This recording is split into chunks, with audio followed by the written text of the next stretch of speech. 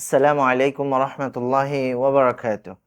আলহামদুলিল্লাহি রাব্বিল আলামিন ওয়াসসালাতু ওয়াসসালামু আলা সাইয়্যিদিল মুরসালিন ওয়া আলা আলিহি ওয়া আসহাবিহি আজমাইন। আমরা বিগত সেশনে ইতিকাফ এবং শেষ 10 রাতের ব্যাপারে কথা বলেছিলাম যে আল্লাহ সুবহানাহু ওয়া তাআলা এই উম্মাহকে শেষ বছরের সর্বশ্রেষ্ঠ 10 রাত দিয়েছেন রমাদান মাসের শেষ 10 রাত। এই জন্য আল্লাহর অনেক বান্দা এই 10 রাতে ইতিকাফের উদ্দেশ্যে আল্লাহর ঘর মসজিদে অবস্থান করছেন। এই 10 রাতে ইতিকাফ নেওয়ার সবচেয়ে গুরুত্বপূর্ণ যে বিষয়টি সেটি হলো যে লাইলাতুল কদরকে হাসিল করা। আল্লাহ সুবহানাহু ওয়া তাআলা কোরআনে বলছেন, ইন্না আনজালনাহু ফি লাইলাতিন মুবারাকাহ ইন্না কুন্না মুনজিরিন ফিহা ইউফরাকু কুল্লু আমরিন হাকিম।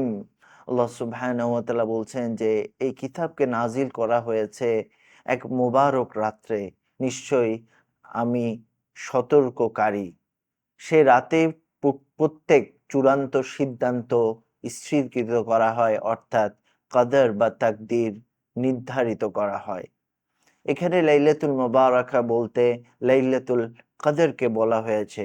আল্লাহ সুবহানাহু ওয়া তাআলা এই লাইলাতুল কদরের ব্যাপারে একটি পরিপূর্ণ সূরা নাজিল করেছেন।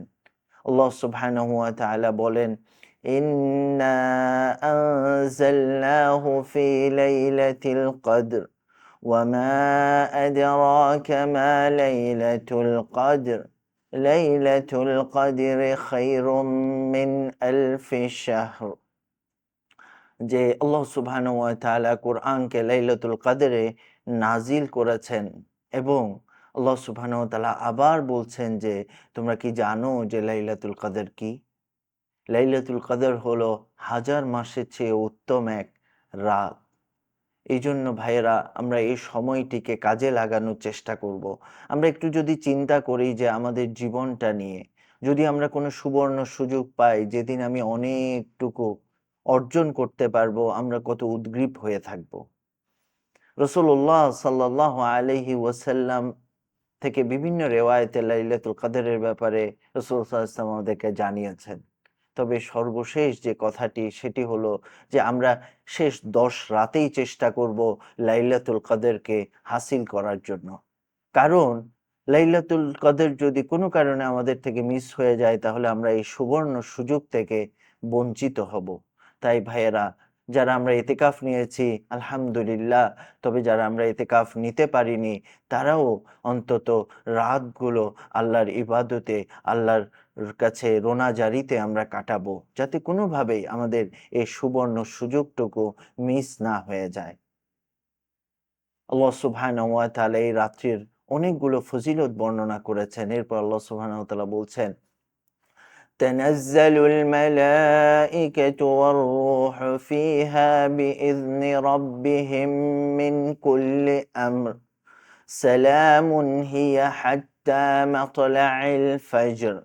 যে এই রাত্রিতে মালাইকাগণ এবং জিবরিল আমিন আলাইহিস সালাম আল্লাহর অনুমতিক্রমে নেমে আসেন এবং আল্লাহ সুবহানাহু ওয়া তাআলা বলছেন এই রাত্রিতে তিনি শান্তি বর্ষণ করেন হাত্তা তুলু আল ফজর, অর্থাৎ সকাল হওয়া পর্যন্ত। হাত্তা তুলু আল ফজর আই হাত্তা মাতলা আল ফজর, যেমনিভাবে কোরআনে বলা হয়েছে যে আমরা যাতে ফজরের সলাতটুকু পড়েই আমরা শুয়ে না পড়ি, আমরা সূর্য উঠা পর্যন্ত অপেক্ষা করব এবং পরবর্তীতে আমরা ইশরাকের সলাত পড়ে, কারণ রাসূলুল্লাহ সাল্লাল্লাহু আলাইহি ওয়াসাল্লাম বলেছেন যে ব্যক্তি ফজরের সালাত আদায় করলো এবং আল্লাহর জিকির করলো এবং এরপর সে ২ রাকাত সালাত পড়লো সূর্য ওঠার পরে, আল্লাহ সুবহানাহু ওয়া তাআলা তাকে একটি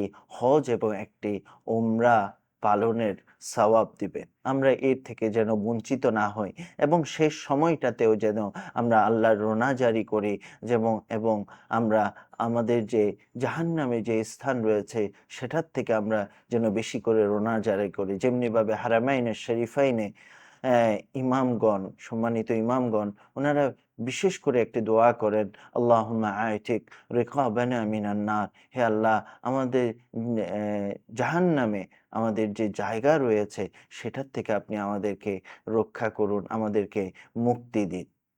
রাসূলুল্লাহ সাল্লাল্লাহু আলাইহি ওয়াসাল্লাম বলেছেন, মান কামা লাইলাতুল কদরি ঈমানান ওয়া ইহতিসাবা গুফিরা লাহু মা তাকদ্দামা মিন যামবিহি। যে ব্যক্তি লাইলাতুল কদরে ঈমান এবং ইহতিসাবের সহিত কিয়াম করবে, আল্লাহ সুবহানাহু ওয়া তাআলা তার পূর্বের সকল গুনাহ ক্ষমা করে দিবেন।